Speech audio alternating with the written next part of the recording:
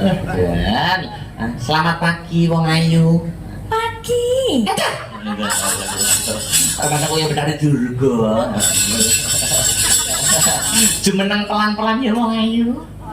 Karo BC. Uga cenduk. Ya, alah sopane. Sopan lo. Alah. Mau bengi penekan terap kayak sopan putri Solo gitu. Putri Wonogiri. Wah, ya, bojone Wonogiri ya babon Wonogiri saiki. Yo, sering neng Mbak Yu. Ah, buka celuk. Seriuneng Mas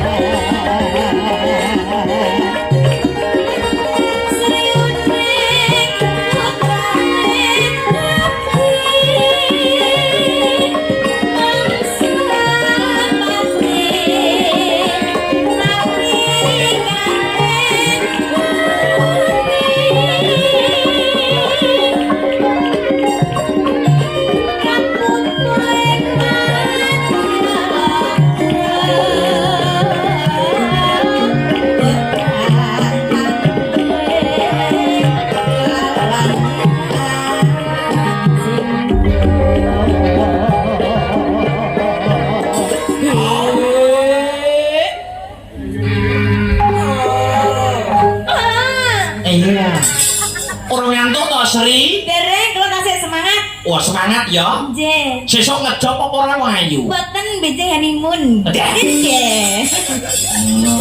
Oh, serabi wis pirang-pirang dina kok lagi honeymoon. Lagi kober, Mas. Lagi kober. Urung kober. Bojomu ngene iki jane nek mbok tinggal suwe jane ora betah ya, Sri. Ora betah, Mas. Ono kae tak tekoni Bimo kok nyaurine ngene, wis ben tak kapan aku krisis-krisene terus. Lho apa aja ya. Ya. Katresnane wiraya.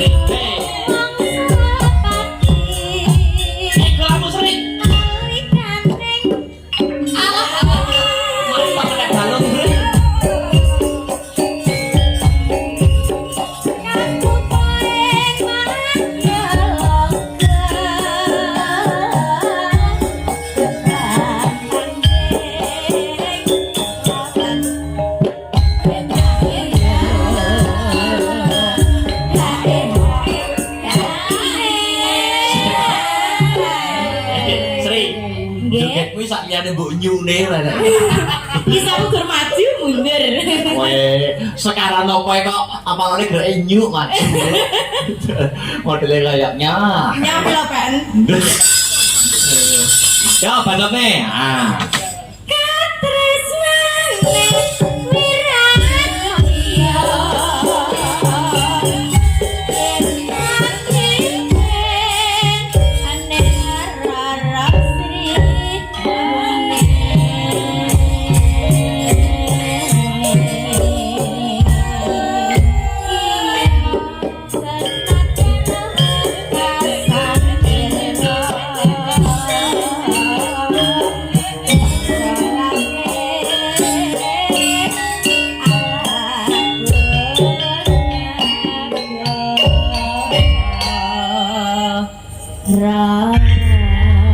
Iya.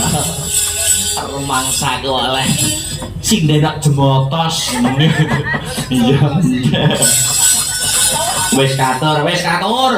Niki wau sing nyuwun padha karo sing nyuwun podang kuning. Oh ngono. Wis pamunggutan tekan ngisor panggung ki mau dititipi karo Kang Roni. Ngono. Saka-saka le, saka Pak Sabin. Oh ya, podang kuning, Sri Uning karo ngerajakan Banyuwangi. Oh ngono. Ya sak bisa-bisa le nglegani atine wong akeh. Godhong tela iso gawe lega, menungso sesama menungso kudu iso gawe lega. Lah yo.